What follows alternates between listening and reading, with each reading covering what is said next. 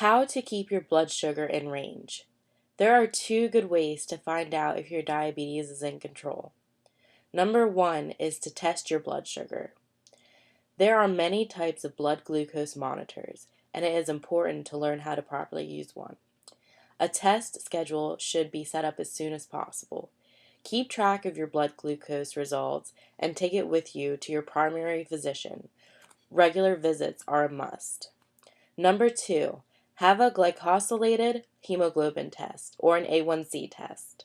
This test shows your average blood sugar level over a 2 to 3 month period.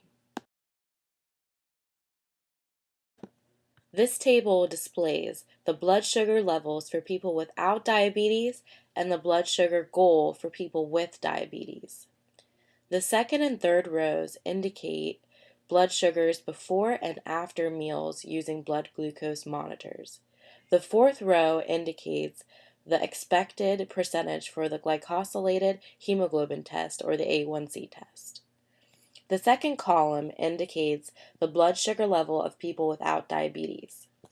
The third column is the goal blood sugar level for people with diabetes according to the American Diabetes Association. The fourth column is the goal blood sugar level for people with diabetes according to the ACE Diabetes Awareness Organization. The table on this slide shows the relationship of blood glucose and the percentage from the A1C hemoglobin test according to the American Diabetes Association. The diabetic diet. When an individual is diagnosed with diabetes, it is important to consult a dietitian for an individualized diet. But here are some general guidelines on what a person with diabetes should consume. The key is consume everything in moderation and not too much of one item. Initially, the diet should not be changed dramatically. If the diet is changed too much right away, then the diet is usually not effective because the diet is too much of a change from his or her previous diet. There are several medications used to treat diabetes. Here are a few of the most common and effective drugs. Sulfonylureas and meglitinides help the pancreas produce extra insulin for several hours. Meglitinides are taken with food and increase insulin levels for a shorter time than sulfonylureas. Low blood sugar is a common side effect. Starch blockers slow down digestion and absorption of starches and sugars. Therefore, blood sugars rise more slowly after eating.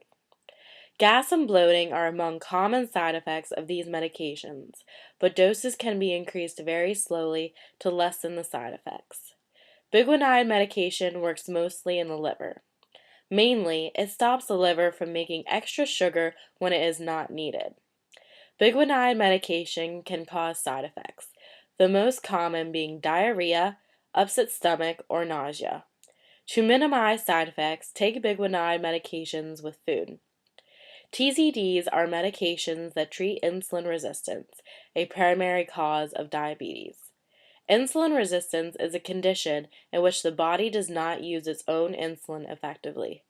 By reducing insulin resistance, a TZD allows your own insulin or the insulin you take to work more effectively to help reduce the harmful increase in blood sugar levels. Side effects of TZDs may include weight gain and edema.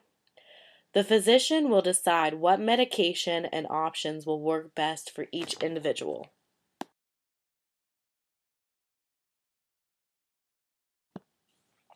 Diabetes is a disease that changes over time. Because of this, your diabetes treatment may also need to change to keep your blood sugar level in good control.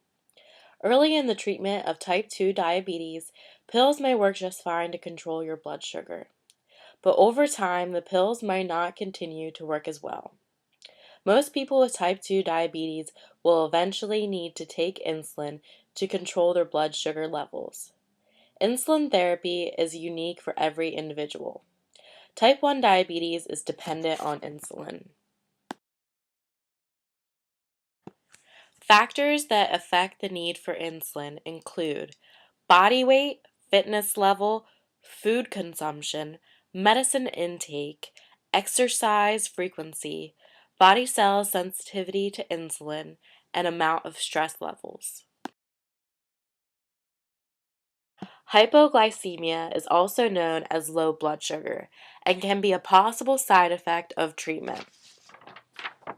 It is very important to monitor blood sugar so that hypoglycemia can be avoided.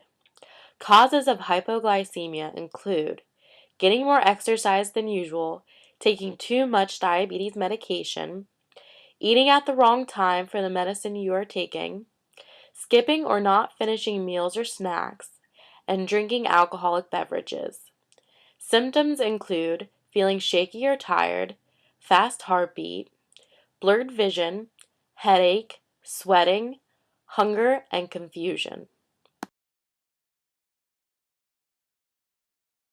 Hyperglycemia is also known as high blood sugar and occurs when diabetes is out of control. Causes include food, emotional stress, extra sugar made by the liver, physical stress, not taking enough diabetes medication, not taking the right diabetes medication, and getting less exercise than usual. Symptoms include unusual hunger or thirst, feeling tired, frequent infections, increased urination, dry and itchy skin, blurred vision, slow healing of cuts.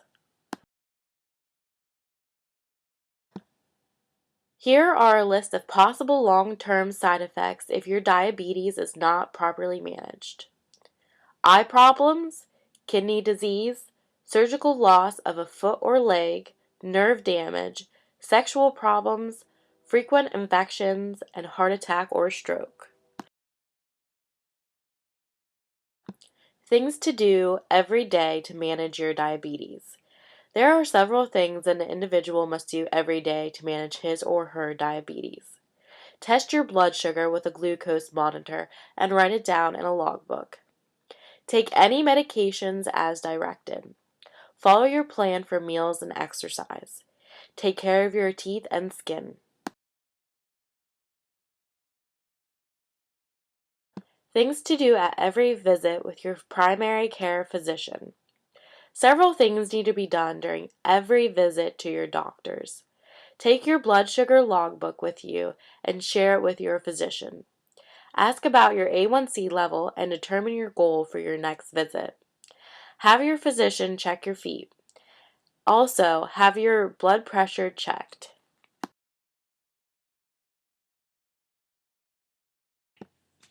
Things to do at least once a year. Have your blood fats checked. This includes total cholesterol, LDLs, HDLs, and triglycerides. Have your urine checked for protein and serum creatine. This is a blood test for kidney function. Visit an eye doctor for a comprehensive dilated eye exam. Visit your primary physician for a foot exam. I would like to extend a special thanks to Karen Simeon and Yvette Ingram for their contributions and reviews.